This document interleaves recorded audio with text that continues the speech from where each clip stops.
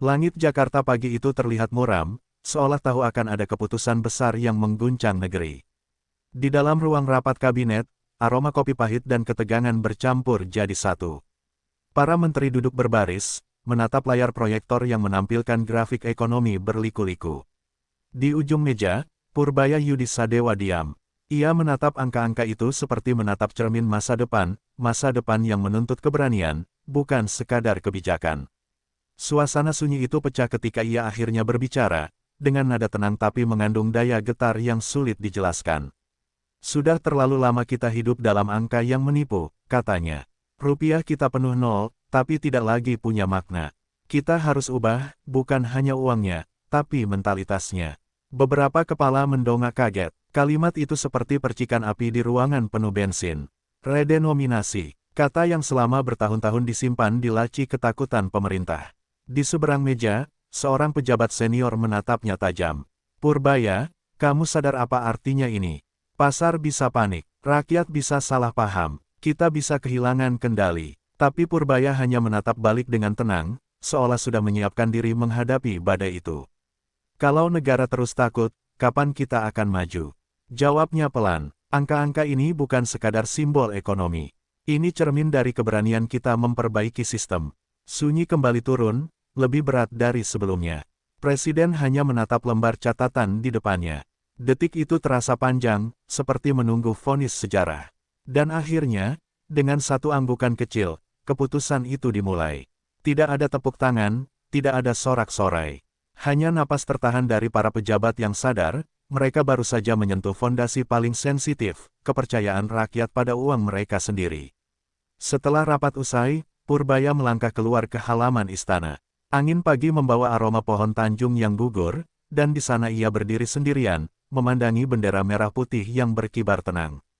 Ini bukan tentang nol, gumamnya, ini tentang nilai. Ia tahu, perjalanan ini tidak akan mudah. Akan ada pihak yang melawan, ada kepanikan di pasar, ada fitnah yang akan menunggu di sudut berita. Tapi semua itu tidak sebanding dengan tujuan besarnya, menata ulang kepercayaan bangsa terhadap uangnya sendiri. Di mobil menuju kantornya, ia memandang keluar jendela, melihat rakyat yang berjualan, pekerja yang menyeberang, anak-anak yang berlari di pinggir jalan. Semua terlihat biasa, tapi dalam pikirannya, setiap wajah itu mewakili satu alasan untuk bertahan. Kalau tidak sekarang, bisiknya pelan, kapan lagi bangsa ini belajar percaya pada dirinya sendiri?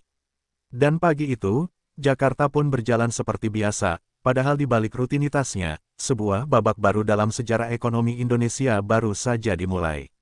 Malam itu, ruang kerja Purbaya di Kementerian Keuangan masih terang, sementara gedung-gedung lain sudah gelap. Di hadapannya, tumpukan dokumen menumpuk seperti lapisan waktu, catatan tentang kebijakan redenominasi yang pernah direncanakan, namun tak pernah dijalankan. Setiap lembar terasa seperti saksi ketakutan bangsa yang terlalu lama menunda perubahan. Ia menatap angka-angka lama itu dan menghela napas. Kita terlalu sering menunda demi kenyamanan, bukan demi kebaikan. Tangannya berhenti di satu dokumen berdebu, laporan dari tahun 2010. Di situ tertulis, redenominasi perlu, tapi belum saatnya. Ia membaca kalimat itu berulang-ulang, lalu tersenyum getir. Sudah lebih dari 1 dekade, dan alasan itu selalu sama. Namun bagi Purbaya, belum saatnya, bukan lagi jawaban. Ia percaya, bangsa ini tidak akan pernah benar-benar siap, kecuali ada yang berani memulai. Dan jika bukan sekarang, kapan lagi? Sebuah peta dunia terbentang di dinding. Ia menandai beberapa negara, Turki, Korea Selatan, Ghana. Semua pernah melewati masa yang sama, kebingungan, ketakutan, lalu keberanian. Mereka bukan hanya menghapus nol dari mata uang, tapi menghapus ketidakpercayaan dari pikiran rakyatnya. Nilai uang itu cerminan moral bangsa, katanya pelan. Kalau kita berani menata, dunia akan tahu, kita siap dewasa. Namun di balik tekad itu, ada bayangan kegagalan yang terus menghantui. Ia tahu, satu langkah salah bisa mengguncang stabilitas, bahkan menghancurkan reputasi pemerintah. Tapi ia juga tahu, stagnasi adalah bentuk kehancuran yang lebih sunyi. Di meja itu, antara kopi yang mulai dingin dan dokumen yang tak berujung, Purbaya memilih satu kata, maju. Tengah malam, ia berdiri di jendela, memandangi lampu-lampu kota Jakarta yang berkelip. Setiap cahaya seolah berbicara padanya, mewakili jutaan rakyat yang berharap perubahan tapi lelah menunggu. Ia teringat pesan almarhum ayahnya, seorang ekonom sederhana. Anak muda, jangan biarkan angka memperdaya nuranimu. Di balik setiap rupiah, ada keringat rakyat. Dan kalimat itu kini menjadi kompas moralnya, penuntun di tengah lautan angka dan politik. Saat jarum jam menunjuk pukul 2 dini hari, Purbaya menutup laptopnya. Di layar, rencana besar itu telah tertulis rapi, redenominasi rupiah 1:1000, implementasi bertahap, 3 tahun. Ia tahu, besok pagi, dunia akan mulai berubah, pelan, tapi pasti. Ia mematikan lampu, meninggalkan ruangan dengan satu keyakinan, sejarah tak akan berubah sendiri, kecuali ada yang berani menulis ulang bab lamanya. Pagi itu, ruang rapat di lantai tertinggi Kementerian Keuangan terasa sesak. Udara dingin dari pendingin ruangan tak mampu menutupi ketegangan yang menggumpal.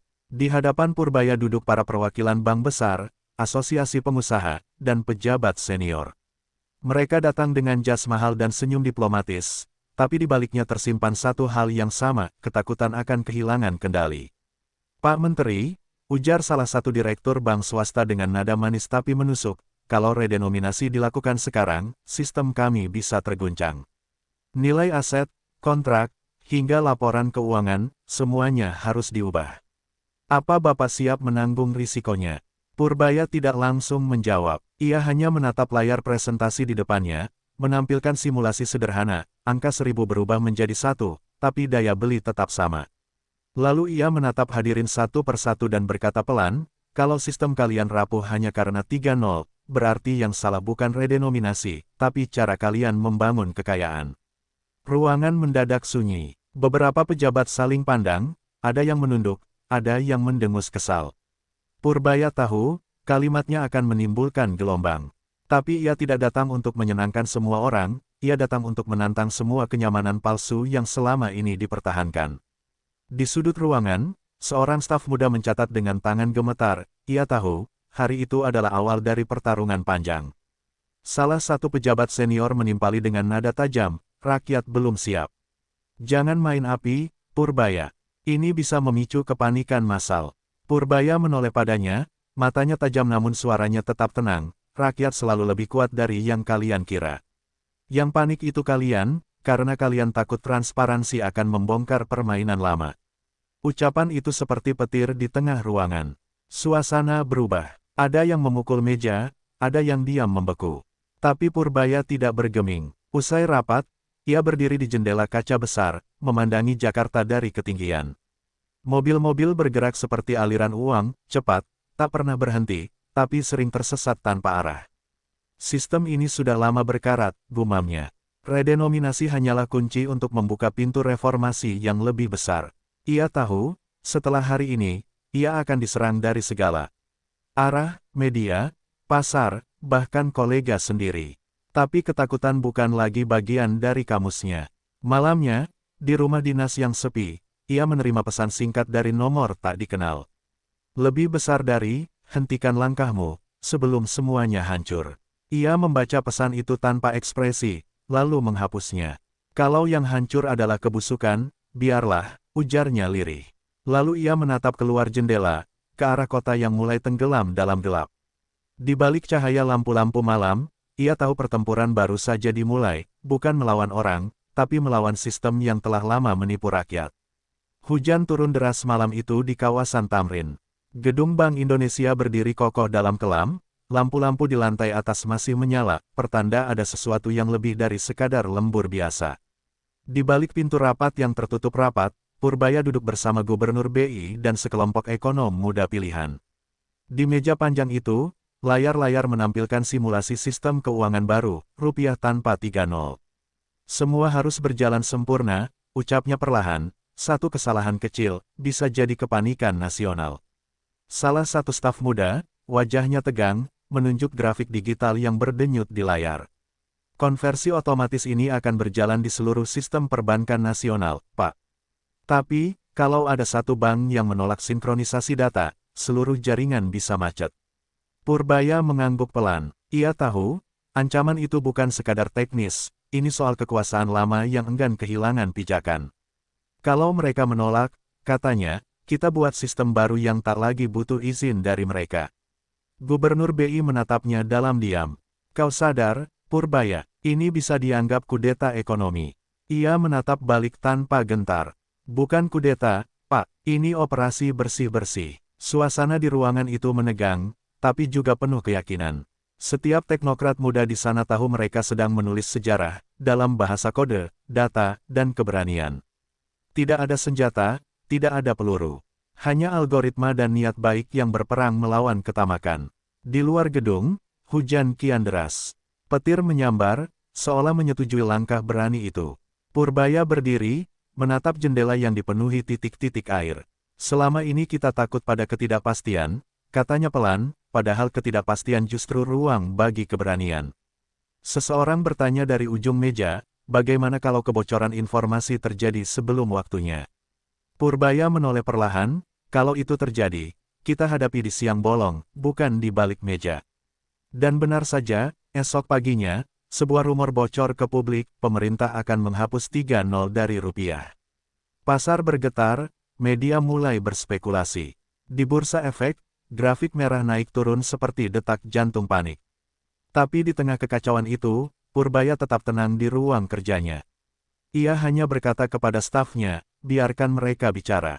Kepercayaan tidak dibangun dari kabar, tapi dari ketegasan. Malam itu, di ruang server BI yang dingin dan senyap, sistem baru akhirnya berjalan, tanpa seremoni, tanpa publikasi. Angka 1000 berubah menjadi 1, di balik layar, diam-diam, tapi pasti. Purbaya menatap monitor terakhir menyala hijau, tanda semua stabil. Ia menarik napas panjang, lalu berkata lirih. Selamat datang, rupiah baru. Semoga rakyatmu segera percaya. Dan di balik sunyi malam Jakarta, mesin sejarah mulai berdetak, menghapus 3-0, dan menulis satu babak baru untuk bangsa. Pagi itu, udara di pasar Tanah Abang lebih ramai dari biasanya. Bukan karena diskon atau hari raya, tapi karena satu isu yang menyebar lebih cepat dari bau rempah-rempah di lorong pasar, uang akan diganti, harga akan naik. Para pedagang resah. Beberapa menolak menerima uang pecahan kecil, takut nilainya berubah. Di antara kerumunan yang gelisah itu, tiba-tiba muncul sosok tak biasa, Menteri Keuangan sendiri. Turun tanpa pengawalan mencolok, hanya ditemani 2 staf muda dan catatan di tangannya. Purbaya, itu Purbaya, bisik seseorang. Pedagang, pembeli, tukang parkir, semua menoleh. Ada tatapan penasaran, ada juga sinis. Tanpa podium, tanpa naskah resmi, ia berdiri di tengah lorong basah dan berkata dengan suara tenang, tenang, Bu, Pak. Nilai uang tidak berubah, hanya angka di kertasnya yang disederhanakan. 1000 rupiah lama akan jadi 1 rupiah baru, tapi harga beras tetap sama. Ia angkat satu lembar uang, memperlihatkan angka-angka di atasnya.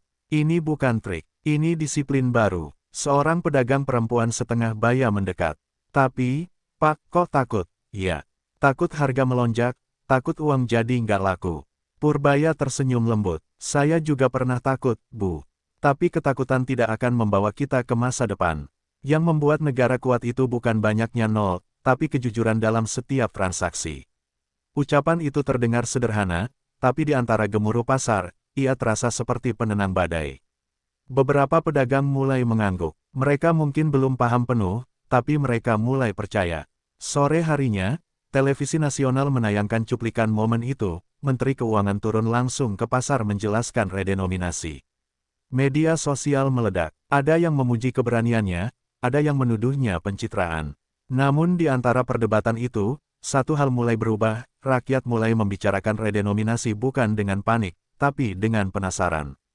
Kalau menteri saja berani datang ke pasar, mungkin ini memang bukan kebohongan, tulis seorang netizen.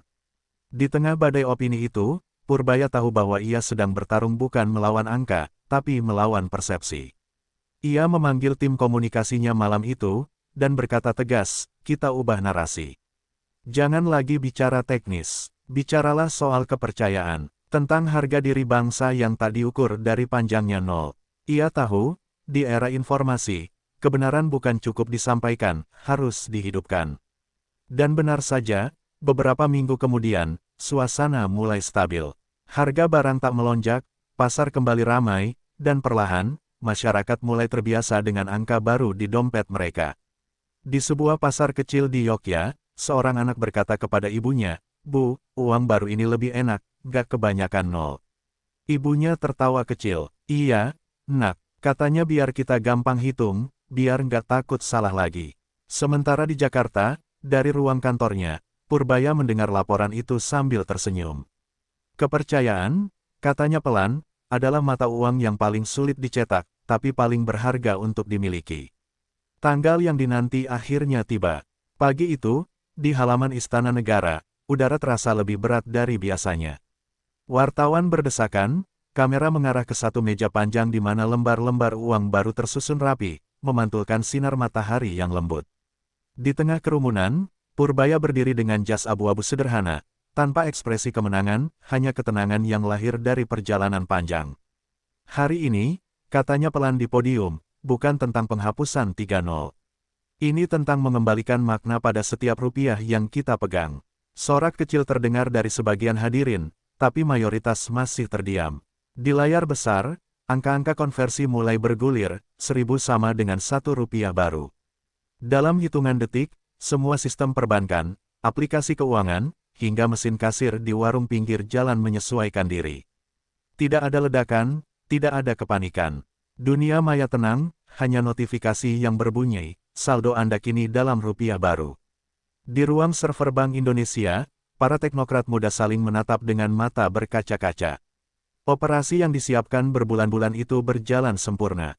Sementara di luar istana, rakyat mulai menyentuh lembar pertama rupiah baru. Desainnya elegan, warnanya lebih lembut, tapi maknanya dalam, seperti lambang dari babak baru kesadaran nasional. Seorang tukang ojek memandangi uang itu dan berkata pada temannya, "Nggak nyangka, ya. 1.000 jadi 1, tapi rasanya kayak negara ini beneran mulai rapi." Komentar sederhana itu menyebar di media sosial, dan menjadi simbol hari itu, 1 rupiah baru, 1 kepercayaan yang tumbuh. Namun bagi Purbaya, momen itu bukanlah selebrasi. Setelah pidato selesai, ia melangkah pelan ke halaman belakang istana, menjauh dari sorotan kamera. Ia menatap langit Jakarta yang perlahan cerah setelah hujan dini hari. "Selesai satu bab," gumamnya, "tapi pekerjaan sesungguhnya baru dimulai." Karena ia tahu, reformasi bukan hanya soal uang, tapi soal mentalitas, disiplin, dan integritas. Redenominasi hanyalah pintu pembuka, bukan garis akhir. Beberapa jam kemudian, laporan awal masuk, inflasi terkendali, transaksi berjalan lancar, dan kepercayaan publik melonjak. Dunia pun menoleh ke Indonesia, takjub pada stabilitas yang lahir dari keberanian. Di ruang kerjanya, Purbaya memandangi grafik hijau di layar komputernya. Ia menutup laptopnya pelan, lalu berkata pada stafnya, "Dulu mereka bilang ini mustahil. Sekarang kita buktikan, bangsa ini bisa berubah tanpa harus takut." Ia menatap keluar jendela, ke arah rakyat yang beraktivitas dengan uang baru di tangan mereka, sederhana, tapi penuh makna. Dan di malam hari, ketika seluruh negeri tidur dalam sistem ekonomi yang telah diperbarui, Jakarta terasa berbeda.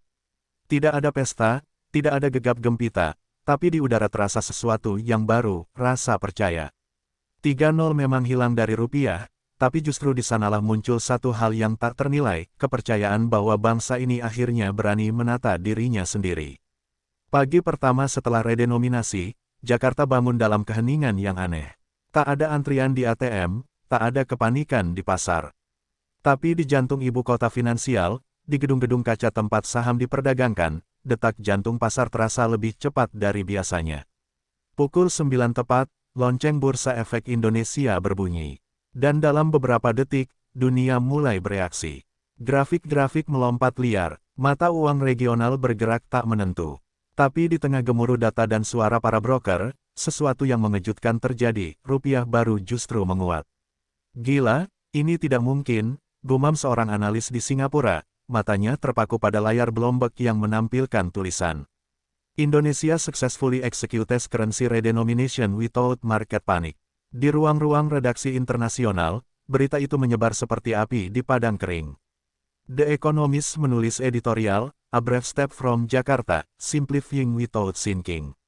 Sementara di dalam negeri, pasar saham melonjak. Kepercayaan melonjak 2 kali lipat, bukan karena angka baru, tapi karena stabilitas yang lahir dari disiplin. Namun di balik euforia itu, ada juga yang gerah. Beberapa kelompok bisnis lama yang dulu menolak reformasi mulai kehilangan pijakan. Kalau sistem ini benar-benar berjalan, kata seorang pengusaha besar dalam rapat tertutup, transaksi gelap kita akan terpantau semua. Tak ada lagi ruang bermain. Mereka tak sadar, percakapan itu terekam. Dan laporan intelijen itu sudah berada di meja Purbaya sebelum tengah malam. Ia hanya membaca sekali, lalu menulis catatan kecil di bawahnya. Lebih besar dari, biarkan mereka takut. Ketika ketakutan datang dari ketidakjujuran, itu pertanda sistem sedang bekerja. Hari berikutnya, investor asing berbondong-bondong masuk. Arus modal segar mengalir, obligasi pemerintah naik peringkat. Bahkan IMF dan Bank Dunia mengirim pesan resmi ucapan selamat. Namun, di tengah semua pujian itu, Purbaya tetap berhati-hati. Dalam rapat tertutup di Kementerian Keuangan, ia berkata, kepercayaan pasar itu, seperti kaca, sekali retak, tak bisa disatukan lagi. Kita sudah membuktikan diri, tapi jangan lengah.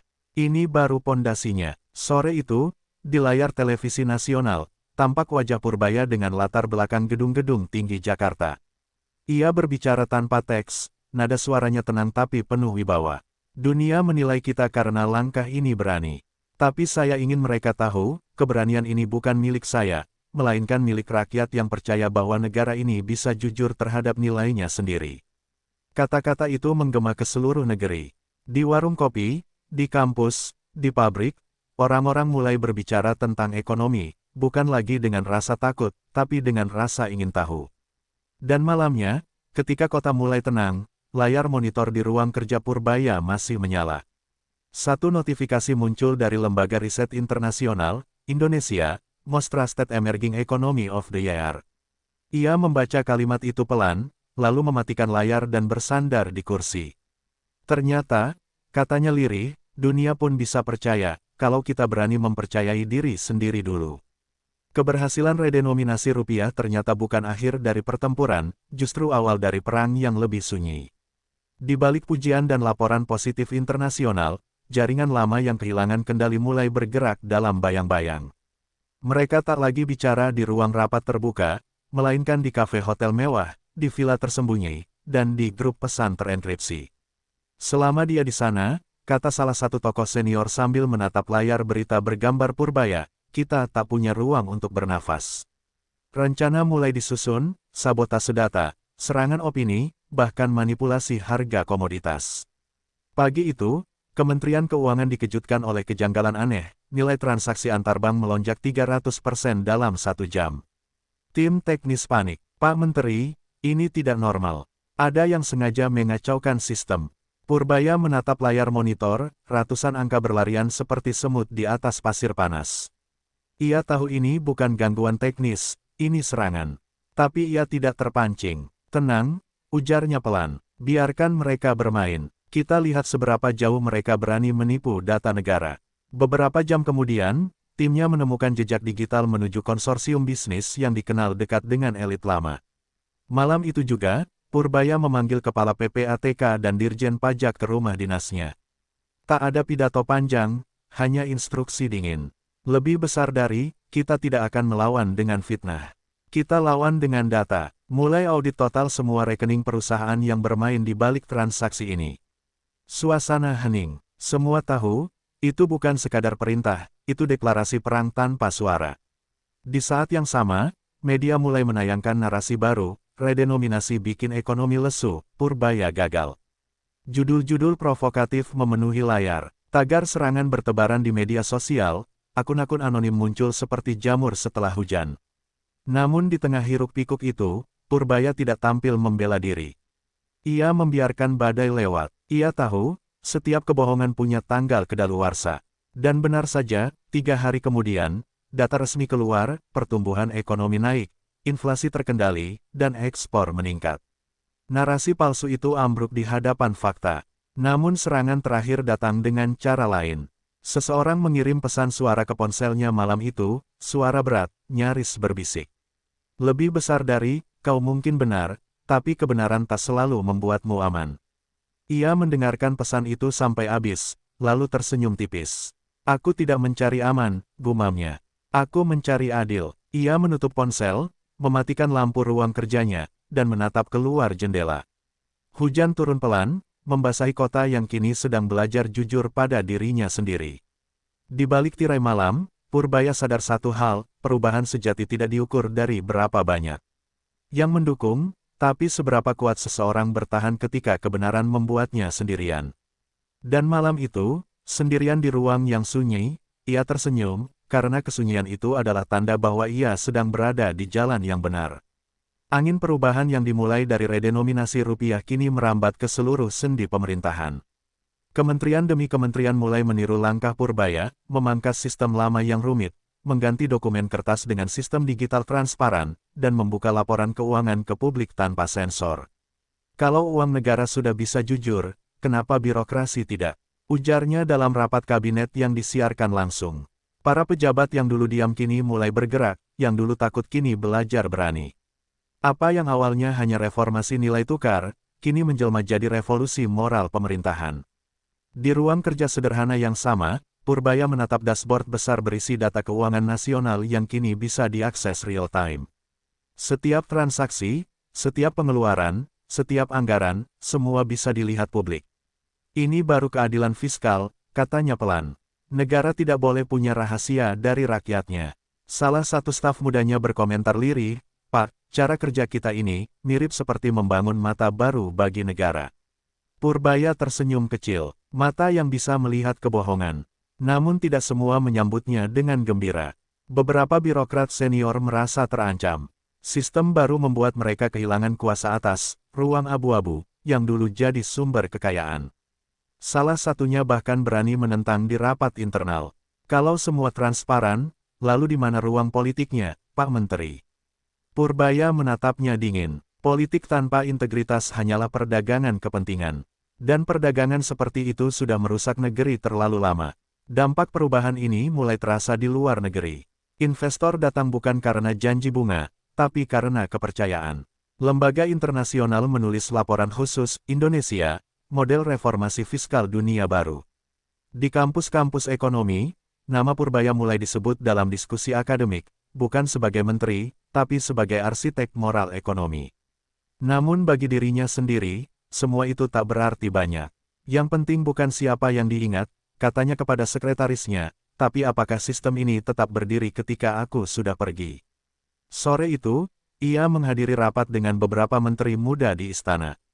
Mereka menyampaikan program reformasi mereka sendiri, digitalisasi subsidi, pengawasan proyek real-time, efisiensi APBN. Satu persatu mereka memuji Purbaya, tapi ia hanya menunduk, tersenyum tipis. Kalau kalian ingin meneruskan perjuangan ini, katanya akhirnya, ingat satu hal, jangan pernah biarkan data kalah dari drama. Dan malam itu, saat keluar dari istana, ia melihat langit Jakarta berwarna jingga keemasan, warna senja yang tenang, tapi penuh makna. Ia tahu, reformasi bukan lagi miliknya. Ia sudah menular, tumbuh, dan berjalan di tangan generasi berikutnya. Untuk pertama kalinya dalam waktu lama, ia merasa ringan. Bangsa ini akhirnya mulai berjalan tanpa perlu dorongan, hanya dengan satu hal yang dulu hilang, kepercayaan. Pagi itu, Jakarta terasa berbeda. Tak ada hiruk-pikuk perdebatan ekonomi di layar televisi, tak ada lagi headline yang menakutkan. Di jalan-jalan, papan harga terlihat lebih sederhana, angka-angka lebih kecil, tapi maknanya justru lebih besar. Rupiah baru telah sepenuhnya berlaku, bukan sekadar mata uang, tapi simbol dari perjalanan panjang menuju kejujuran. Dan di tengah ketenangan itu, seorang pria dengan rambut mulai memutih berjalan pelan di halaman rumah dinasnya. Ia bukan lagi Menteri Keuangan. Ia hanyalah Purbaya Yudisadewa, warga negara biasa yang sedang menikmati hasil dari badai yang pernah ia lawan. Di televisi, seorang reporter muda sedang meliput pasar tradisional di Yogyakarta. Ia mewawancarai seorang pedagang sayur yang tersenyum sambil memegang uang pecahan baru. Dulu saya suka bingung sama 00 di belakang, sekarang lebih gampang, katanya sambil tertawa. Tapi yang penting bukan itu, sekarang uang ini kayak lebih berarti aja. Purbaya menatap layar itu lama. Ia tahu, di balik senyum sederhana itu tersimpan makna yang tak bisa dihitung oleh angka. Ia berbisik lirih, akhirnya, rakyat mulai percaya lagi pada nilai yang mereka pegang. Beberapa hari kemudian, ia diundang untuk memberikan kuliah umum di alma maternya. Mahasiswa memenuhi aula besar, dan ketika ia naik ke podium, ruangan itu hening. Ia tidak membawa slide, tidak membawa catatan. Hanya sebuah rupiah baru yang ia angkat tinggi. Anak-anak muda, katanya, nilai sejati uang bukan pada kertasnya, tapi pada kejujuran sistem yang menjaganya. Dan kalau kalian ingin negeri ini kuat, jangan takut memulai dari satu hal kecil, menjaga nilai itu. Tepuk tangan bergemuruh, bukan karena orasinya, tapi karena ketulusan yang terpancar dari suaranya. Sore harinya, ia berjalan di tepi sungai kecil di belakang kampus. Burung-burung beterbangan, anak-anak tertawa bermain di bawah jembatan, dan suara azan maghrib mulai menggema dari kejauhan. Untuk sesaat, semua terasa damai. Ia menatap selembar uang di tangannya, lalu melipatnya perlahan ke dalam dompet, bukan karena nilainya, tapi karena perjuangan yang terkandung di dalamnya. Rupiah ini, gumamnya, bukan cuma alat tukar. Ini janji bahwa negeri ini bisa jujur, kalau kita mau. Di ruang kerja yang kini sepi, tersisa satu dokumen di mejanya, laporan akhir reformasi fiskal, dengan tanda tangannya di bawah. Di sampingnya, selembar catatan kecil bertuliskan tangannya sendiri. Lebih besar dari, uang bisa dicetak ulang. Tapi kepercayaan, harus diperjuangkan. Ia menatap kalimat itu lama, lalu tersenyum. Untuk pertama kalinya, ia merasa tugasnya sudah selesai. Malam turun perlahan di langit ibu kota. Lampu-lampu kota menyala seperti bintang yang jatuh ke bumi, dan di antara semua cahaya itu, ada satu sinar yang tetap abadi. Keyakinan bahwa perubahan sejati tidak lahir dari kekuasaan, tapi dari keberanian untuk berkata jujur meski sendirian. Dan di bawah cahaya itu, Purbaya menutup matanya sebentar, membiarkan angin malam berbisik pelan. Nilai sejati sebuah rupiah,